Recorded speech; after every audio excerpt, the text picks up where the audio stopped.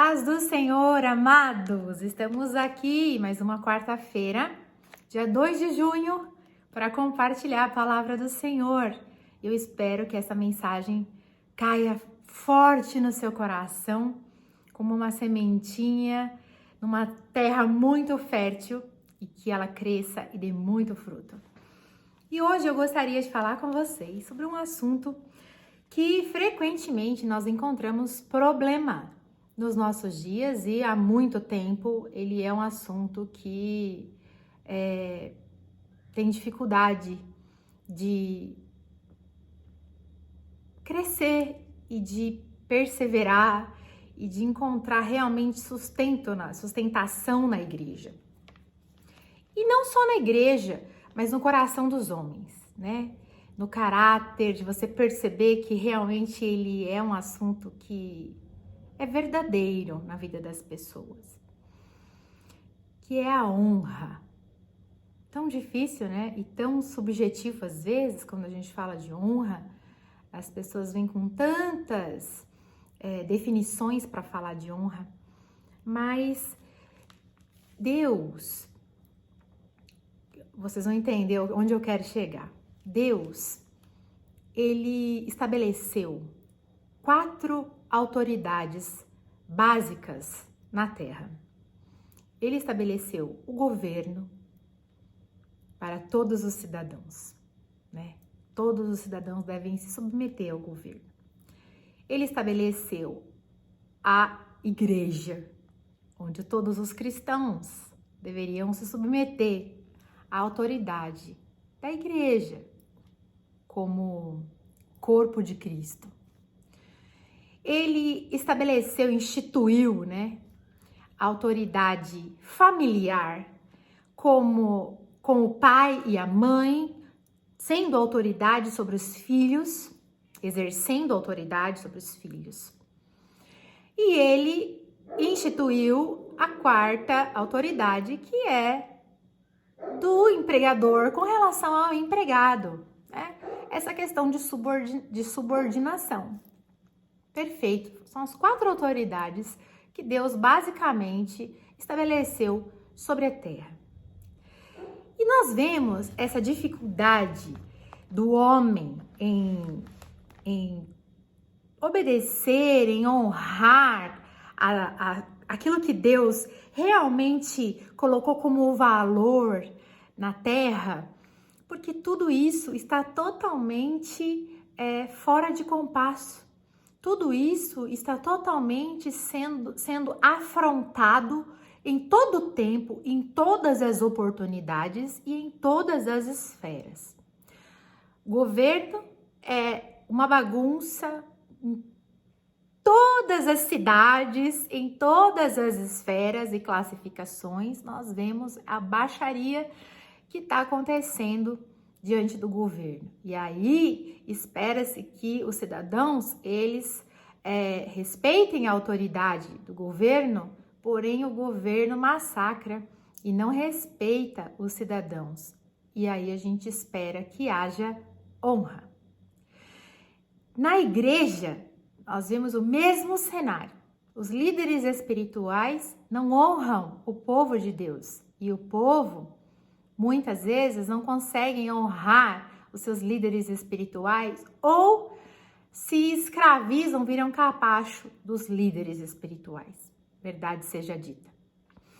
Os pais e os filhos, houve uma inversão de valores total. Os filhos desonram os pais e os pais também desonram seus filhos.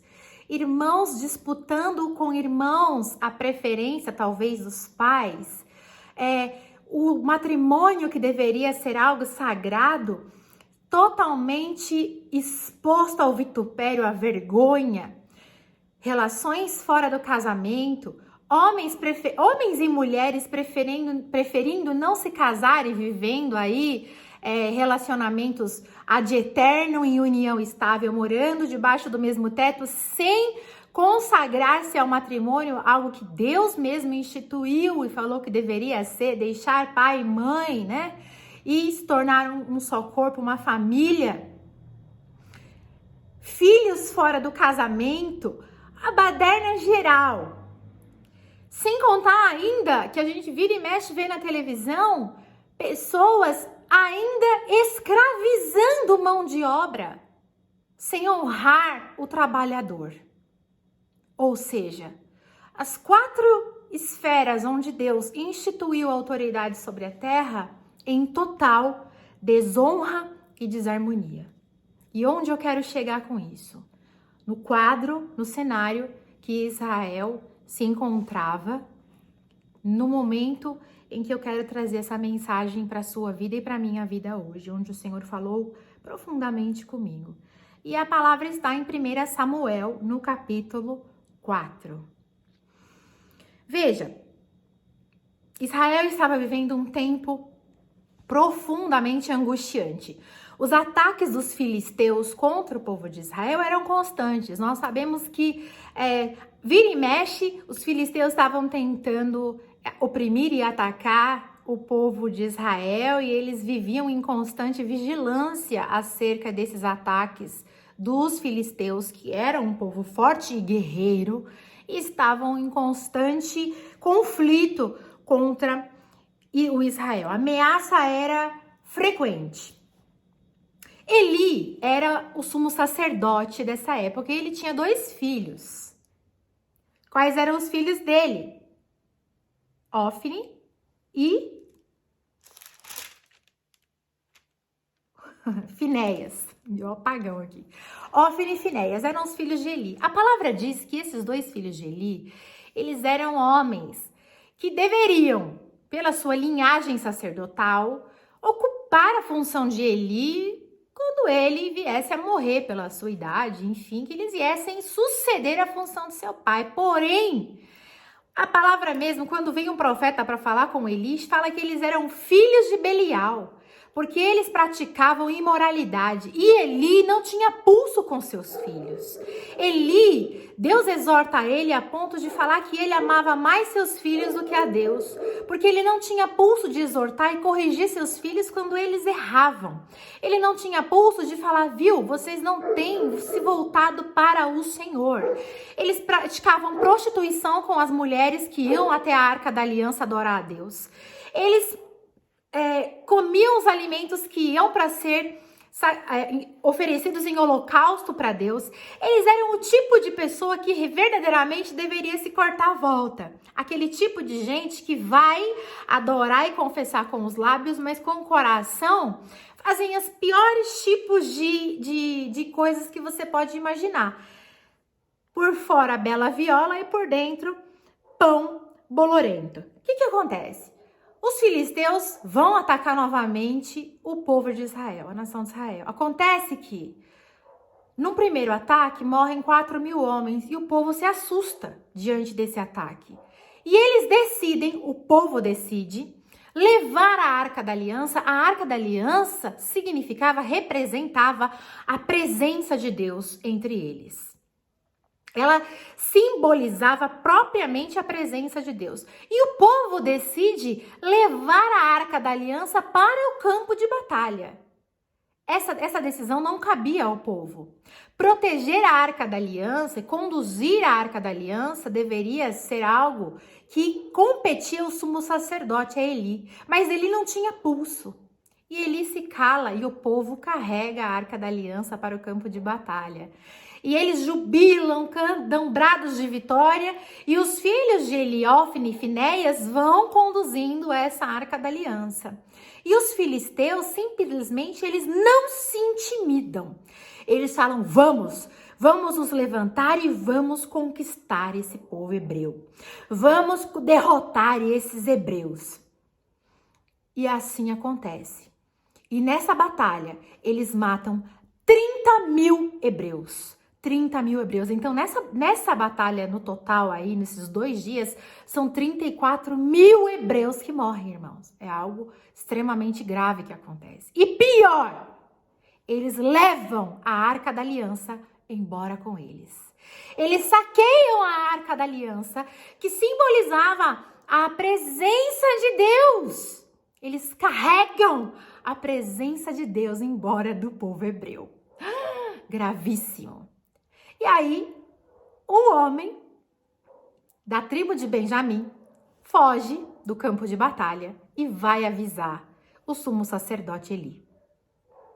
E chega na casa de Eli, ali, e dá a notícia, que eu quero ler com você, que está no versículo 19.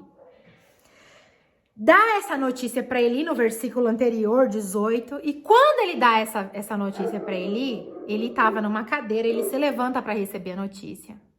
Quando ele recebe a notícia, ele cai para trás, bate a cabeça na cadeira e fala que também por ele ser pesado, já velho, e fala que ele julgou Israel, porque ele, além de ser sumo sacerdote, ele foi um dos juízes do Antigo Testamento. 40 anos ele julgou Israel. Ele morre naquele momento. Olha só que sucessão de desgraça que aconteceu. No versículo 19 diz: estando sua nora, a mulher de Finéias, grávida e próxima ao parto, ouvindo as novas de que a arca de Deus fora tomada, de que seu sogro e seu marido morreram, encurvou-se e deu à luz, porquanto as dores lhe sobrevieram. Ao espiar, disseram as mulheres que a assistiam: não temas, pois tiveste um filho. Ou seja, não é totalmente desgraça, porque nasceu um varão, né? Ela, porém, não respondeu, nem fez caso disso, mas chamou o menino de Icabô, dizendo: foi-se a glória de Israel. Isto ela disse, porque a arca de Deus fora tomada, e por causa de seu sogro e de seu marido. E ela falou mais: foi-se a glória de Israel, pois foi tomada a arca de Deus. Irmãos, eu não queria estar na pele dessa mulher nem um instante. Ela estava grávida, prestes a dar à luz. Chega essa notícia: a arca de Deus, a presença de Deus foi levada do meio deles. Isso era o que eles tinham de mais valioso. A arca foi levada. O seu sogro morreu, que era o sumo sacerdote. Seu marido morreu no campo de batalha. O seu cunhado morreu também. Que mais de desgraça poderia acontecer a essa mulher? Nada. Chega a hora dela dar a luz, ela dá a luz, recebe a criança com desdém, com pouco caso, e ela coloca um nome nessa criança, e ela coloca o nome de Icabô. Na versão mais próxima do original do hebraico, você pode ler Icabode, tá certo também. Ou Icabode ou Icabô, você vai ver que tá dentro do correto, tanto faz. Qual é a tradução? Foi-se a glória, foi-se a honra. Essa é a tradução dessa palavra. Foi-se a glória, foi-se a honra. Se você for procurar o significado da palavra honra, dentro dessa conotação, significa enxergar a glória, receber e atribuir valor, reputação. E desonra é exatamente rejeição, não receber. Essa mulher, ela enxergou que toda honra de Deus, toda honra da sua família, a honra que ela enxergava através de Eli, que também não estava ok, porque ele não conseguiu trazer diante de Deus daquilo que ele deveria conduzir em santidade os seus filhos. Ele não conduziu em honra a sua família. E ela percebeu que tudo aquilo foi perdido. E ela coloca o nome do seu filho, que não havia mais honra, não havia mais glória, tudo havia se perdido, porque primeiramente a presença de Deus havia se perdido. A presença de Deus havia sido levada embora. Não havia mais honra, não havia mais glória. É muito interessante porque nós aprendemos que nós devemos honrar as pessoas. Nós devemos dar honra a quem nós devemos honra. Não é assim que Paulo fala? O apóstolo Paulo diz isso. Abra sua Bíblia comigo em Romanos, no capítulo 13. Tá dizendo assim, ó, no versículo 7. Pagai a todos o que lhe é devido. A quem tributo, tributo. A quem imposto, imposto. A quem respeito, respeito. A quem honra, honra.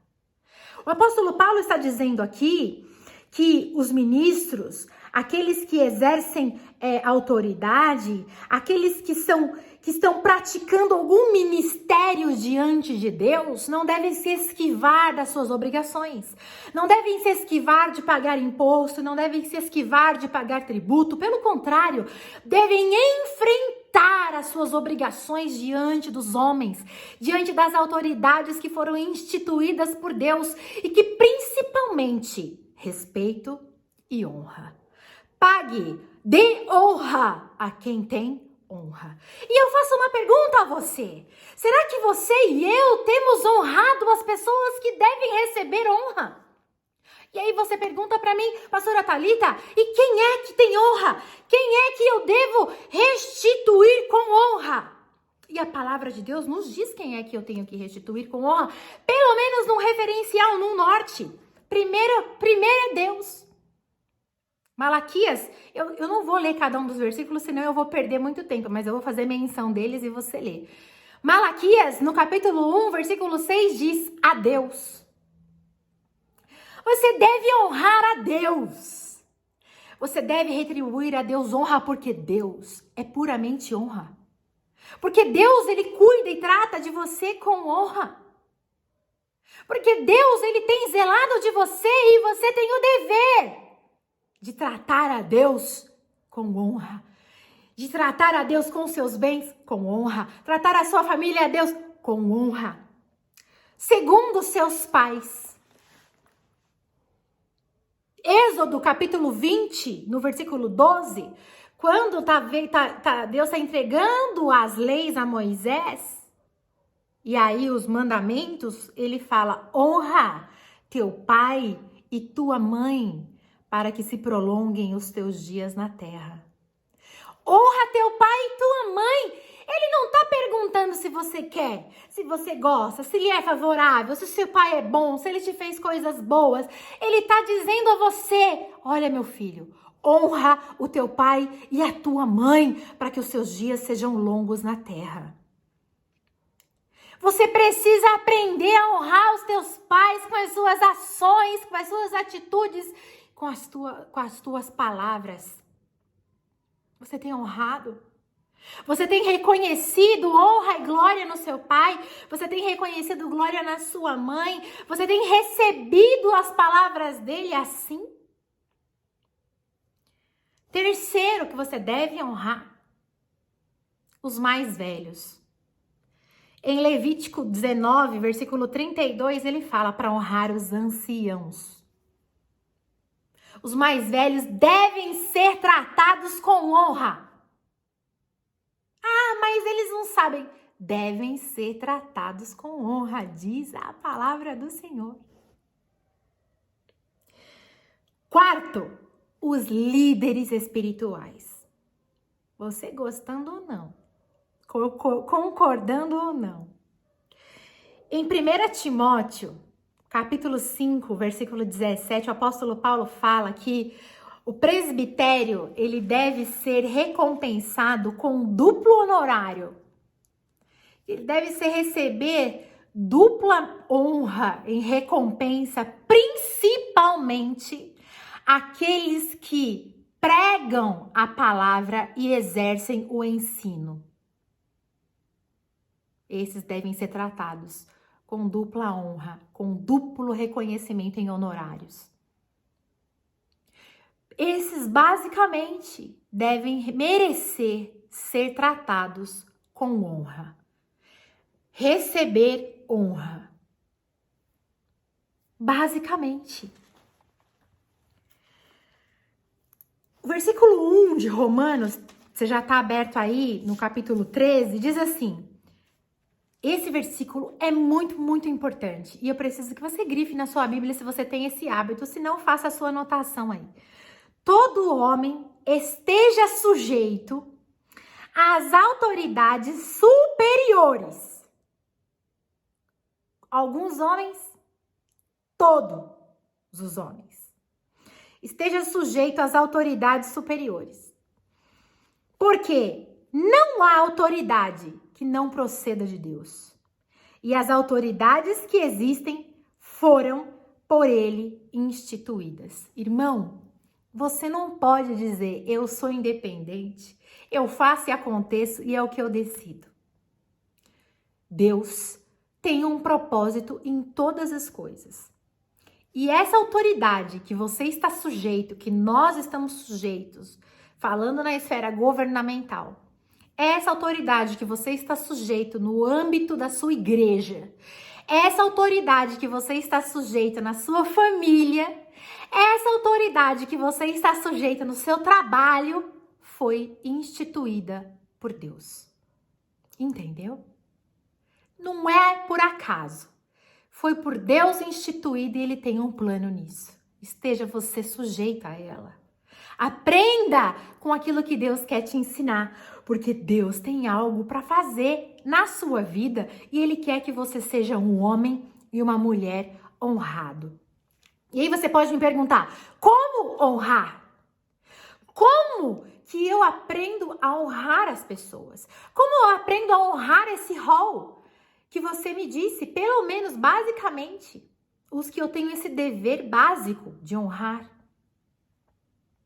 Seja honesto, seja honrado, seja alguém que pratica boas obras e boas ações, seja alguém que trabalha e faz a sua parte sem ficar apontando e cobrando os outros, mas que dentro de si age com brandura. Seja alguém que se comporta com decência.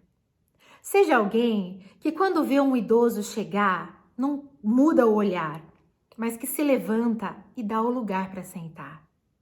Seja alguém que se comporta com gentileza.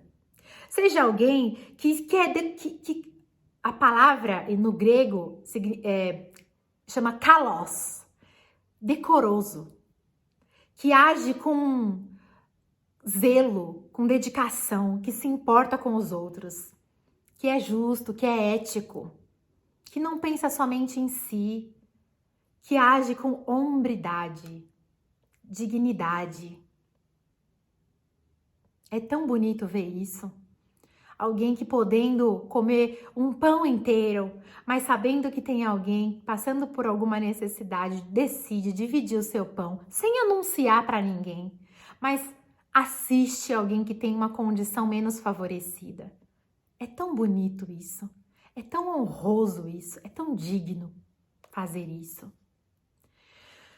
Quando nós queremos inverter os papéis daquilo que Deus instituiu como autoridade, acontece o que aconteceu lá com o povo hebreu, naquele momento em que os filisteus acharam uma oportunidade, porque Eli, que era a autoridade, que deveria ter conduzido as coisas com um pouco mais de pulso, falado não para os seus filhos, não para a bagunça que eles estavam fazendo, mas ele decidiu fazer vista grossa, ele decidiu fingir que não estava vendo, ele deixou passar, mas Deus não deixa passar. Deus não deixa que as coisas fiquem impunes e desapercebidas.